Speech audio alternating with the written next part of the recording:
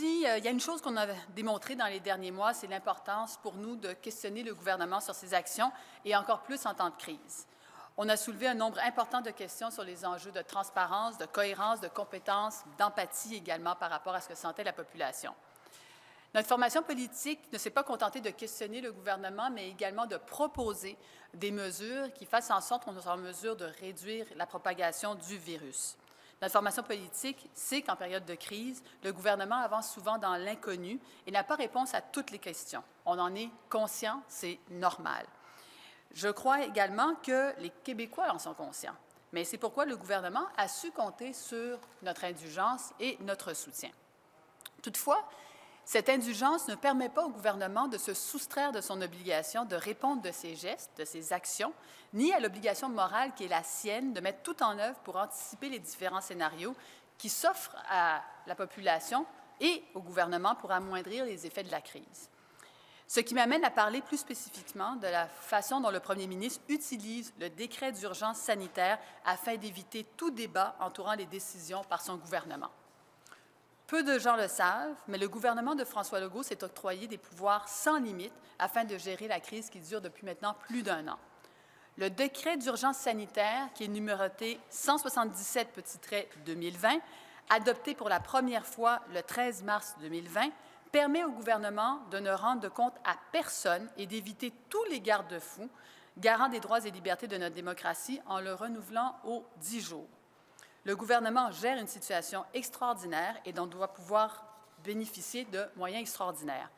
Toutefois, cette situation-là ne devrait pas le soustraire aux responsabilités qui sont les siennes afin de protéger notre démocratie.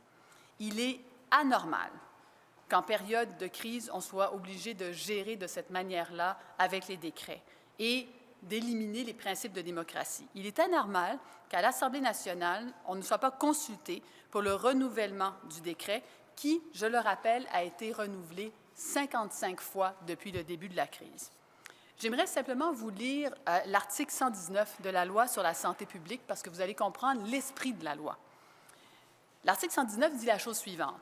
L'état d'urgence sanitaire déclaré par le gouvernement vaut pour une période maximale de 10 jours, à l'expiration de laquelle il peut être renouvelé pour d'autres périodes maximales de 10 jours, ou avec l'assentiment de l'Assemblée nationale pour des périodes maximales de 30 jours.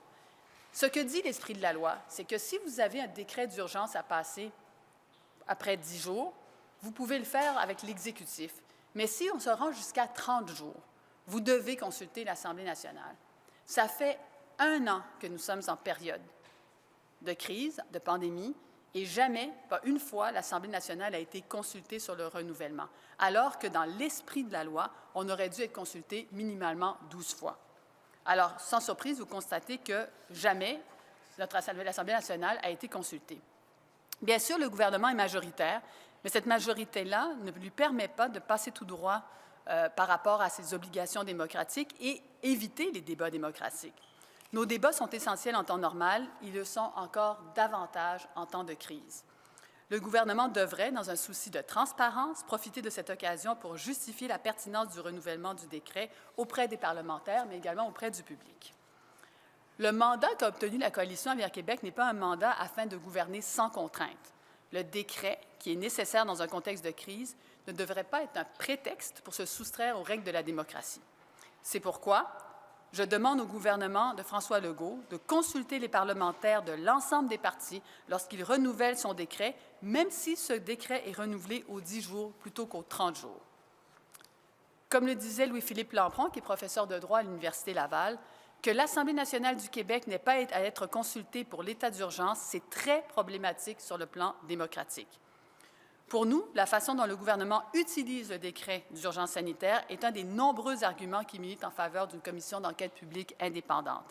Malheureusement, le gouvernement de M. Legault semble avoir beaucoup de difficultés à faire la démonstration d'avoir un plan de match qui soit clair, qui soit cohérent et qui soit transparent. Alors, nous allons nous assurer que le premier ministre passe de la parole aux actes en matière de transparence. Il est grand temps de mettre un terme aux politiques d'opacité qui sévit présentement au gouvernement, que le gouvernement cesse de dire qu'il est transparent et qu'il le devienne réellement.